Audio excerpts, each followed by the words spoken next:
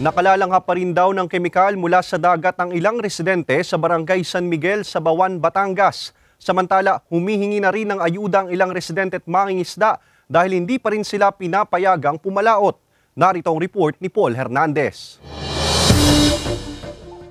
May nalalanghap pa ring kemikal ang residenteng si Mary Grace sa tabing baybayin sa Barangay San Miguel, Bawan, Batangas. 4 na araw nang mangyari ang chemical spill ng solvent mula sa isang storage facility. Hindi na muna nakakapagtampisaw ang apo niya sa dagat. Delikado kasi para sa kalusugan ng mga bata at matatanda. Sobra ho kasi ang amoy.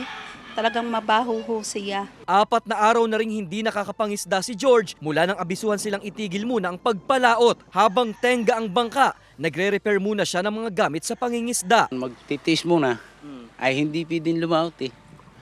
Dahil bawal, wala pang mahuli. Ay ang hanap buhay namin hindi nila sa dagat.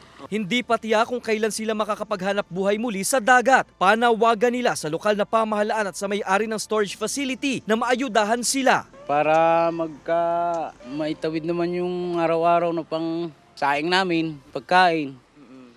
Di bali yung panggastos eh, bali wala eh, yung araw-araw ng pangkain namin. Wala pang sagot ang Bawan LGU nang hinga namin sila ng pahayag tungkol sa hiling na ito. Pero ayon sa Provincial Disaster Risk Reduction Management Office o PDRRMO Batangas, isasanggunin nila ito sa nararapat na ahensya ng pamahalaan. Ngayon, if they are already in crisis, ako po ay makikipag-coordinate sa WTO regarding that. Kung sasabi ko po ito sa PSWTO kasi wala pang inilalahad sa aming Municipal Disaster Risk Reduction Management Office at saka po ang kanilang Social Welfare and Development Office. Patuloy pa ang monitoring ng mga otoridad sa lugar. Aabisuhan daw ang mga residente kung ligtas ng pangisdaan o paliguan ng dagat.